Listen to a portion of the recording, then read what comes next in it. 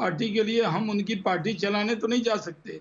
अगर देश की जनता ने उनको इस लायक नहीं समझा कि वो सत्ता में आए, इस लायक नहीं समझा कि विपक्ष के नेता का दर्जा भी मिले, जैसे राजस्थान में हम हार गए, लेकिन हारने के बाद भी हमें सम्मानजनक तरीके से 71 सीटें मिली। कांग्रेस पार्टी को तो केंद्र में भी लोगों ने सत्ता के लायक नहीं समझा और विपक्ष के नेता का दर्जा तक 2-2 बार नहीं मिला। अगर वो पार्टी ये कहे कि वो अपनी कमियों को तलाशने की जगह सिर्फ ब्लेम करना, आप हमारी तरफ उंगली दिखाते हैं, 4 लोग तो आप उंगलियां आपकी तरफ भी है ना। आखिर सोचिए, विपक्ष का भी उतना ही बड़ा महत्व है। नहीं, हम तो विपक्ष में रहे हैं ना, कमतर मत बनाइए, ना कमतर समझिए। मैं कह रहा हूँ आपको अपनी भूमिका ईमानदारी से निभा रहा है, तो उसको सुनिए। अर्चना जी सुन लीजिए, जनता की आवाज है उसके अंदर। हाँ, मैं कह रहा हूँ कि देश की जनता ने पहली बार भारत के शुरुआत में।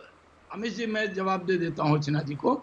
मैं कह रहा हूँ पहली बार भारत के इतिहास में कांग्रेस का साथ ये हुआ कि लगातार 2 बार विपक्ष के लायक भी जनता ने नहीं समझा। मैं ये कह रहा हूँ, और आप विपक्ष में हैं, बहुत अच्छी बात है। जी, जी, जी, जी, हम लोग बहुत दिन तक, हमारी भी 2 सीटें रही, विपक्ष में लेकिन तो विपक्ष ही है वो। आप लोगों की हालत ये है कि जैसे हमें आप चिढ़ाते थे, हम 2 हमारे 2, अगले लोकसभा के चुनाव में आप लोग 2 रह जाएंगे। सारी एजेंसियां नरेंद्र मोदी की छवि के लिए काम कर रही है। आईटी, ईडी को अलग मंत्रालय बना देना चाहिए था, बेल पे बाहर हुए चिदम्बरम साहब कह रहे हैं, लेकिन अपने घर की आप लोगों को चिंता नहीं है।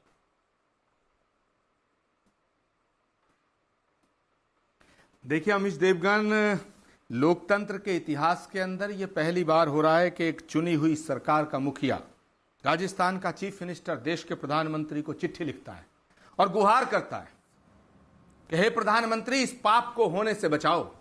हे भारत के यशस्वी प्राइम मिनिस्टर, मेरी चुनी हुई सरकार को गिराने की साजिश हो रही है। हे भारत के प्रधानमंत्री, हे भारत के सशक्त प्रधानमंत्री, मेरी चुनी हुई सरकार को गिराने की साजिश कोई और नहीं कर रहा है, वो आपकी सरकार का मंत्री कर रहा है, आपकी पार्टी के नेता कर रहे हैं। क्या ये वही पार्टी है शाहनवाज भाई जो चाल चरित्र चेहरे की बात करती थी? क्या ये वही पार्टी है जो राजनीतिक शुचिता की बात करती थी? क्या ये वही भारतीय जनता पार्टी है जिसमें पंडित अटल बिहारी वाजपेयी को जब एक एमपी की जरूरत थी, एक एमपी की, तो प्रमोद महाजन से कह दिया था कि मुझे एक भी एमपी नहीं चाहिए और सरकार से इस्तीफा दे दिया था? क्या ये वही भारतीय जनता पार्टी है जो आज चुनी हुई सरकार के एमएलए खरीदती है? 20 करोड़, 25 करोड़, 30 करोड़, 35 करोड़।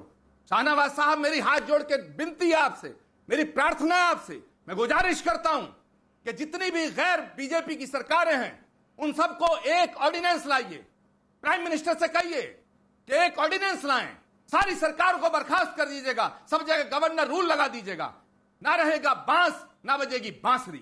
ये क्या तमाशा हो रहा है कि जो सरकार चुन के आई है, राजस्थान, छत्तीसगढ़, मध्य प्रदेश, इन तीनों राज्यों को बीजेपी से कांग्रेस ने छीना था।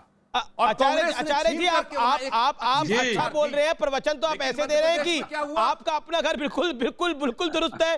ज्योतिरादित्य सिंधिया बीजेपी में गए, ज्योतिरादित्य सिंधिया ने पार्टी को तोड़ा और वो बीजेपी में गए, और आज जब हम बात कर रहे हैं, एक और विधायक आपका टूट गया है। ज्योतिरादित्य सिंधिया के जाने के बाद 4 विधायक आपके मध्य प्रदेश के अंदर टूटे हैं। किसकी जिम्मेदारी है ये?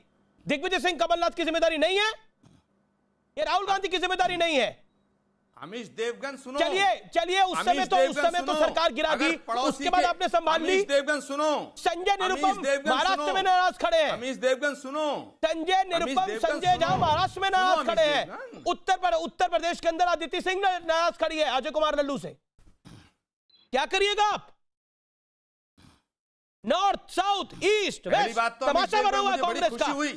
और आप कह रहे हैं कि एक मुख्यमंत्री ने गुहार लगाई, बिल्कुल गुहार लगाई, उसका जवाब शाहनवाज हुसैन देंगे, लेकिन आप अपने घर में आग लगी है, आप नहीं झांकेंगे कि मेरे घर में आग लगी हुई है?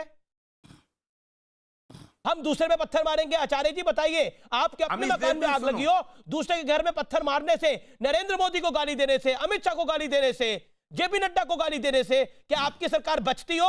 तो आप 5 मिनट कर लीजिए, मैं आपको मौका देता हूं, करिए। ऐसा होता है क्या राजनीति के अंदर? चेक कर दीजिए ना।